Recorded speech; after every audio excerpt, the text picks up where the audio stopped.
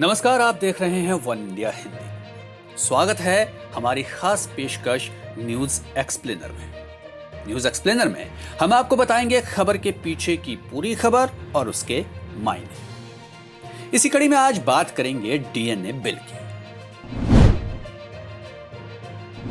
दरअसल सरकार जल्द ही संसद में पेश कर रही है डीएनए बिल। तो आपको पता होना चाहिए कि क्या है ये डीएनए बिल और आप पर कैसे इसका असर पड़ेगा। इस बिल पर हम चर्चा करें उससे पहले एक वाक्य का जिक्र करेंगे जिससे आपको इस बिल के बारे में समझना कुछ आसान हो जाएगा। मामला जुड़ता है यूपी और उत्तराखंड के पूर्व मुख्यमंत्री एनडी तिवारी से, जो अपनी शादी और बेटे को लेकर एक समय काफी चर्चा में रहे। आपको मालूम होगा कि रोहित नाम के एक शख्स ने उनका बेटा होने का दावा किया था, लेकिन एनडी तिवारी ने रोहित को अपना बेटा मानने से इनकार कर दिया था। लेकिन बाद में कोर्ट के आदेश पर दोनों के डीएनए का मिलान हुआ, जिसमें यह साफ हुआ कि एनडी तिवारी ही रोहित के जैविक पिता हैं। और आखिरकार एनडी तिवारी को रोहित को अपना बेटा स्वीकार करना पड़ा। हालांकि इस पूरी न्यायिक प्रक्रिया में लंबा समय भी लगा, और अगर मान लीजिए कि एनडी तिवारी का निधन उनके डीएनए सैंपल जांच से पहले ही हो जाता तो क्या होता? तो शायद रोहित को न्याय मिलना मुश्किल हो जाता, क्योंकि अभी तक देश में ऐसा कोई कानून या प्रावधान नहीं है कि इस तरह के किसी केस या मुकदमे में संबंधित पक्षकारों का डीएनए सैंपल रखा जाए, और ना ही डीएनए को रखने की कोई खास व्यवस्था है।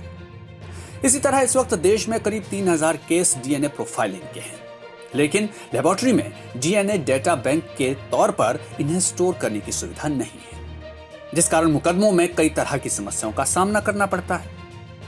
अब सरकार ऐसी ही स्थिति से निपटने के लिए पूरे देश में क्षेत्रीय स्तर पर डीएनए बैंक की स्थापना करना चाहती है। इसके लिए सरकार संसद के द्वारा एक कानून बनाने की कोशिश कर रही है, जिसे डीएनए प्रौद्योगिकी उपयोग एवं अनुप्रयोग विधेयक कहा जा रहा है।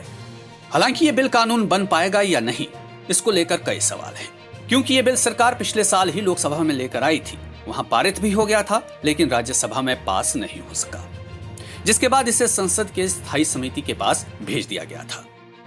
अब कांग्रेस नेता जयराम रमेश की अध्यक्षता में संसदीय स्थायी समिति ने इस बिल की रिपोर्ट राज्यसभा में पेश कर दी है। इस रिपोर्ट में समिति के 2 सदस्य असदुद्दीन ओवैसी और बिनॉय विश्वम ने अपनी असहमति पेश की है।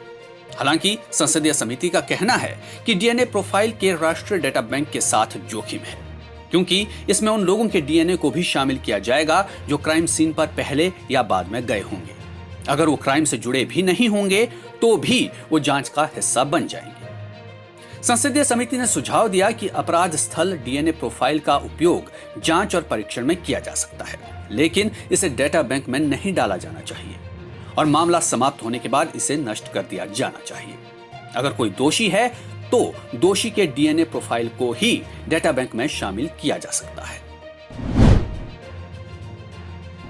हालांकि डीएनए बिल के मुताबिक डीएनए सूचना का खुलासा करना, अनुमति के बिना डीएनए सैंपल का इस्तेमाल करने पर सजा का प्रावधान है।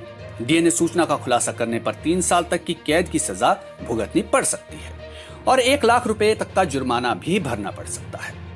लेकिन कुल मिलाकर इस बिल पर संसदीय समिति में सहमति नहीं बन पाई। अब इस बिल को फिर से सदन के पटल पर लाया जाएगा और अगर इस पर सदन में सहमति बनती है तो इसे पारित कराया जाएगा।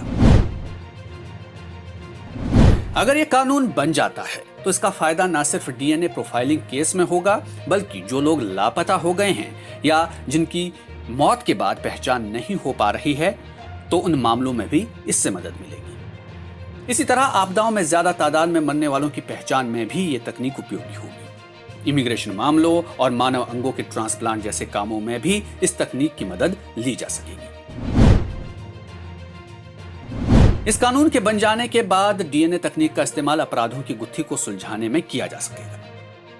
यह विधेयक कुछ खास मामलों के आरोपियों, पीड़ितों और संदिग्धों के अलावा मुकदमे का सामना कर रहे लोगों की पहचान स्थापित करने में डीएनए तकनीक के इस्तेमाल की मंजूरी देता है। लेकिन संसदीय समिति के सदस्यों ने जिन बातों पर आशंका जताई है, उन्हें भी दरकिनार नहीं किया जा सकता। इसलिए कानून बनाने से पहले तमाम पहलुओं को देखा जाना चाहिए।